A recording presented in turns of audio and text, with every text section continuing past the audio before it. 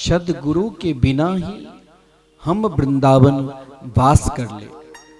सदगुरु के प्रति अगर आपके हृदय में निष्ठा नहीं है और आपने गुरु दीक्षा ले लिया और स्वयं अपने आप को लगता है कि हम बहुत बड़े सिद्ध हो गए, तो उनका लक्ष्य उसी प्रकार होगा जैसे एकलव्य का हुआ।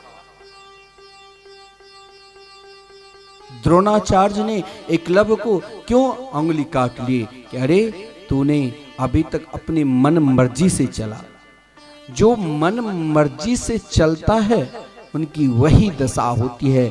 सब कुछ प्राप्त होने के बाद, उन उच्च कोटि तक जाने के बाद अगर आपके हृदय में सद्गुरु की ऊपर निष्ठा नहीं है, सद्गुरु की एक एक वाणी पर विश्वास नहीं है। ठीक है, हमारे गुरुदेव तो रोज हमें कथा श्रवण कराते हैं, सत्संग कराते हैं, अरे हम कभी सुन लेंगे। तो आपके ऊपर मानो अभी तक स्वयं आपके अंदर एक अभिमान है, देहाभिमान। लेकिन सद्गुरु की अगर कृपा हो जाए, सद्गुरु यदि हमें कृपा कर दे, तो मानो उनकी कृपा की बदौलत, उनकी कृपा से ही मेरे ऊपर आत्म कृपा हो। और आत्म कृपा जब हो जाए, चौथा ये है आत्म कृपा।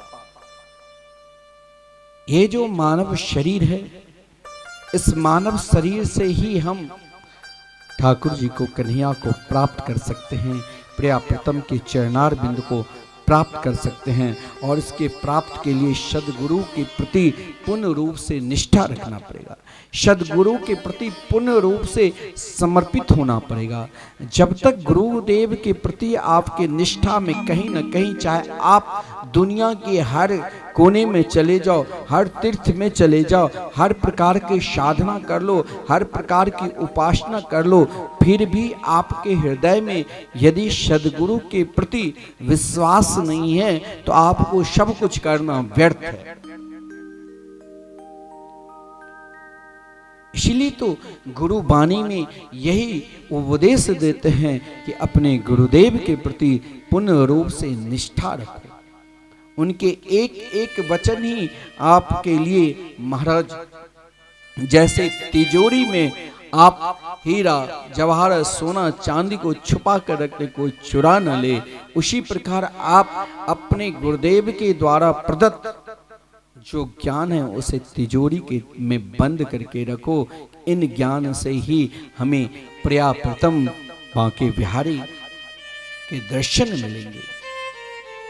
और जब हम इन कृपा को स्वयं प्राप्त कर लेंगे, तब ही हमें उन रूप में, उन जो भगवान के स्वरूप है, तीन प्रकार के विलक्षण भाव है कि सच्चिदानंद रूपाय, जीवन में सत्य चित्त और आनंद। सत्य क्या है? सत्य ऐसा नहीं है जो हम जो कार्य करते हैं वो कार्य सत्य नहीं है।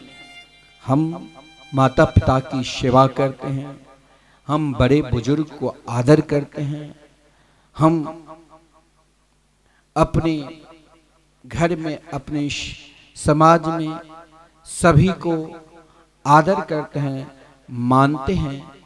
ऐसा नहीं है जो हम उनकी सेवा नहीं करते हैं, ये भी एक धर्म है। लेकिन उन सेवा में कभी कभी हम, मेरे अंदर दुर्भावना भी उत्पन्न हो जाते हैं, अरे महाराज इतने वर्षों से सेवा, क्या मुझे क्या मिला। परंतु हम जीवन में यदि सत्य पर चला, सत्य क्या है? श्री कृष्ण, श्री रास रासेश्वरी राधा रानी के नाम। सत्य देखो, जीवन में हर चीज, देखिए माता पिता की सेवा कर रहे हैं, ये धर्म है। परंतु सेवा करते करते वो अपने नित्य धाम को पधार जाते हैं। परंतु भगवान के नाम, उनकी नाम के चरणार बिंद के आश्रित यदि हमने ले लिया, जो निरंतर इस मिथिला कुंज के परम पवित्र भूमि पर अखंड संकीर्तन देखिए, कहना और करने में बहुत अंतर है। आप 24 घंटे अगर घर में कीर्तन कराते हो तो बेचैन हो जाते हो। यहाँ लगातार 30 साल से चल रहे हैं और मैं आपको दावा के साथ कह रहा हूँ, यदि आपने इन कीर्तन में अपना एक दिन का भी योगदान दे दिया तो यही तो सत्य है। इन सत्य को आप पहचानो, ये कभी नष्ट नहीं होगा, क्योंकि सत्य थे, सत्य है और सत्य ही रहेंगे। सत्य ही तो भगवान के नाम हैं, जिसे हम सच्चिदानंद शतघन बोलते हैं। चित्त जीवन में यदि हमने कहीं ऐसा भी, देखिए गांव में नाचने वाले आते हैं, नाचने वाले गांव के लोग, कुछ बड़े नए युवक या युवा पीढ़ी लोग आजकल गांव में बड़ी हर जगह नवरात्रि बंगाल में, बिहार में बड़े धूमधाम के साथ लोग मनाते हैं। अब तो हर जगह मनाने लग गए, लेकिन गांव में लाते हैं नाचने वाले, नचनिया। वो नचनिया जब आती है तो महाराज लाखों लाखों रुपया एक दिन में ले जाएंगे। उसके लिए महाराज लोग रुपया की गड्डी उसके ऊपर लुटाते रहते हैं, खूब लुटा दिया। लेकिन वहीं पर आपके पास यदि कोई गया, कहा कि भाई वहाँ कथा हो रही है, भगवान की सत्संग, वो बोले भाई वहाँ हमें तो कुछ नहीं मिलेगा, यहाँ तो हम सब नाचते हैं गाते हैं। लेकिन एक बात ध्यान देना, अगर उस गाने में आप जाते हो तो कोई महाराज शराब पीकर, तो कोई महाराज नशा लेकर, और वो नाचते हैं, उनके साथ गाते हैं, परंतु आप कभी सत्संग में जाओगे तो क्या आप लेकर जाओगे? वहां एक क्षण के लिए आपके हृदय में प्रसन्नता हुई, लेकिन यहां कहा गया सत्य चित्त, यहां जीवन पर्यंत आपके हृदय में प्रसन्नता होगी जब आप उन चित्त स्वरूप परमात्मा के चित्त स्वरूप में समर्पित हो जाते हैं।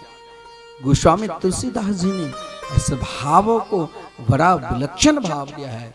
जगत प्रकाशक राम, जिन परमात्मा की कृपा से समस्त ब्रह्मांड प्रकाश है, जब आप अपने चित्त में उन परमात्मा को बैठा लोगे और उन परमात्मा के लिए स्वयं समर्पित कर दोगे, चाहे आप एक दिन एक संत को भी जिस दिन भोजन करा देते हो, उस दिन आपके हृदय में क्या प्रसन्नता होती है।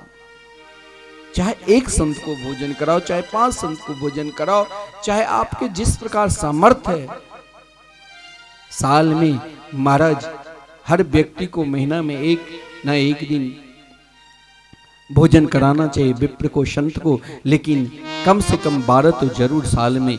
परंतु आपके पास नहीं समय है, तब आप दान देकर उन संतों को भोजन करें।